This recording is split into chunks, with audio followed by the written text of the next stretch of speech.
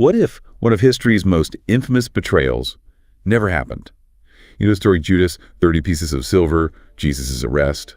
But what if, in the Garden of Gethsemane, Judas just walked away? Today we're diving into a world where that single choice sends ripples through time. Yeah. Theology. Oh, yeah. Even the very fabric of existence. It's not even just altering a single event, is it? It's about holding a mirror up to history and faith and asking, what if things had unfolded differently? Exactly. So for those who might not have all the verses memorized, Judas's betrayal of Jesus is a pivotal moment in Christian theology. Right. It sets in motion the crucifixion, the resurrection, the whole foundation of salvation as many understand it. It is, yeah. The traditional narrative hinges on this act of betrayal. It's seen as fulfilling prophecy, as paving the way for Jesus' sacrifice and humanity's redemption. Okay, so with that context, let's go back to that night. Judas feels the weight of those silver coins. He sees the soldiers closing in, but then he hesitates, walks away, no kiss, no arrest. What happens in those immediate moments? Well, imagine the scene. The Roman authorities, the Jewish high priests, they're expecting a prisoner, an easy target. Suddenly there's confusion, frustration, their carefully crafted plans to quell potential unrest are thrown into disarray. And Jesus, he's still preaching, still drawing crowds, but now there's this lingering question mark hanging in the air. The prophecy, as everyone understood it, hasn't played out. I'm curious, how do his followers react? It's a mixed bag. Some are emboldened, believing this is proof of Jesus' divine power, that an earthly kingdom is at hand. Others are deeply unsettled. Doubt creeps in. Is this truly the Messiah if the prophecy isn't fulfilled as expected? Yeah, that's a good question.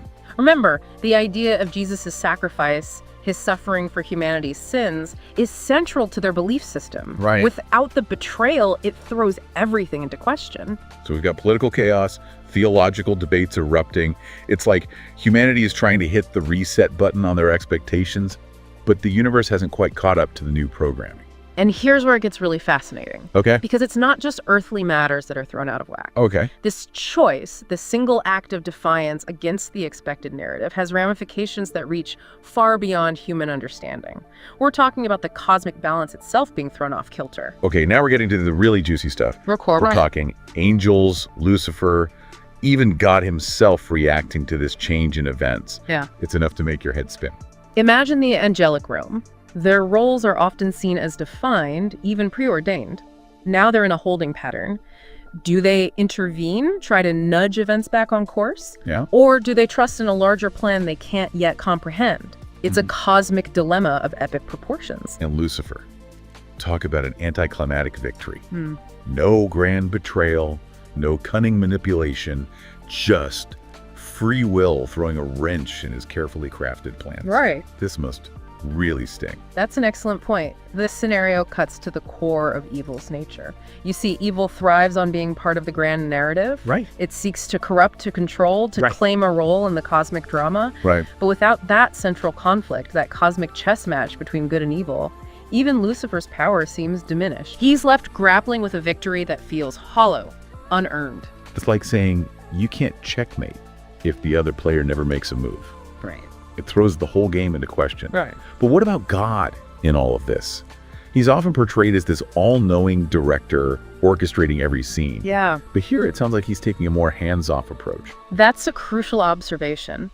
The source material we're working with emphasizes God's silence during this period. It's as if, by not intervening, he's acknowledging the weight of free will.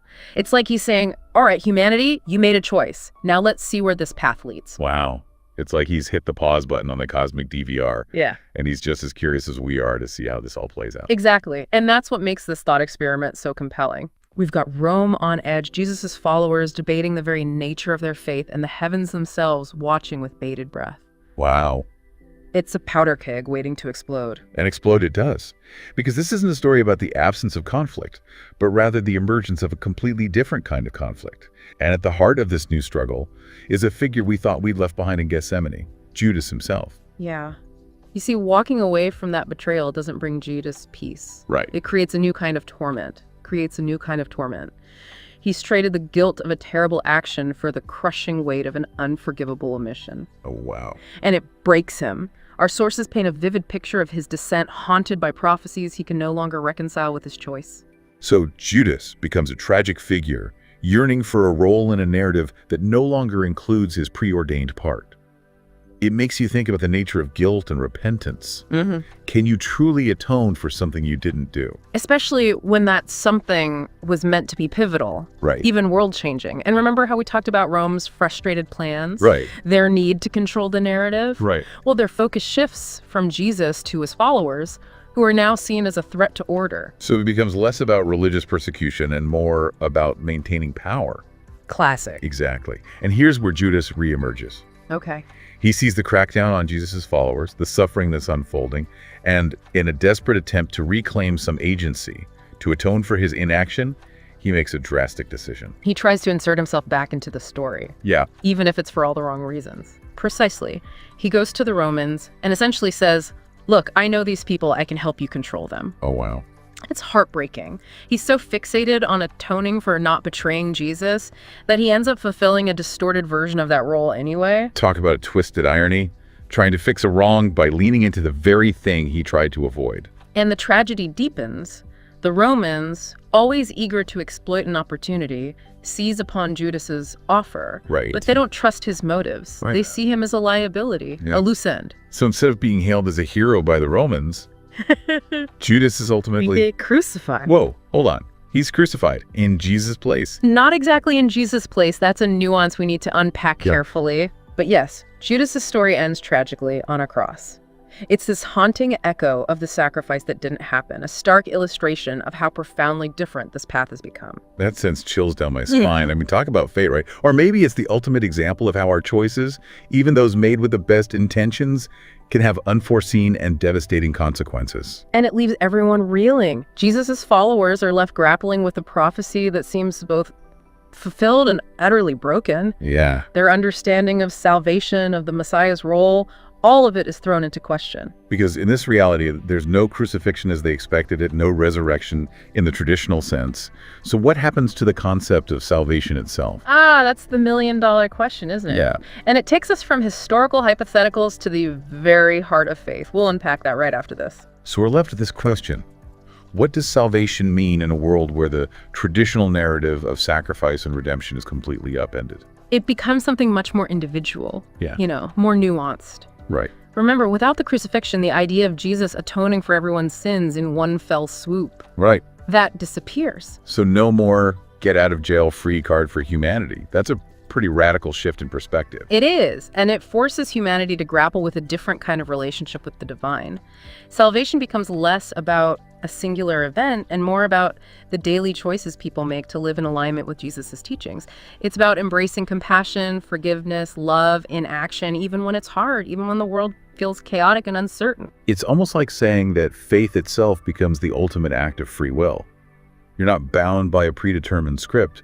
You're actively choosing that belief, that way of life, every single day. And that choice, that ongoing struggle to find meaning amidst the unknown, Right. is what strengthens faith. It's like a muscle. The more you exercise it, the stronger it becomes. Okay, so while humanity grapples with this new understanding of faith, I can't help but think about the other player in this cosmic game we've been discussing. Yeah. How does Lucifer deal with a world where evil doesn't have that same foothold? He's not happy about it, that's for sure. Remember, Lucifer thrives on temptation, on exploiting those cracks in our faith. But in this alternate timeline, with humanity actively choosing compassion and love over and over again, well, those cracks start to close. So what, is he just twiddling his thumbs in the cosmic void? Not exactly. Okay. He's desperate to regain some control.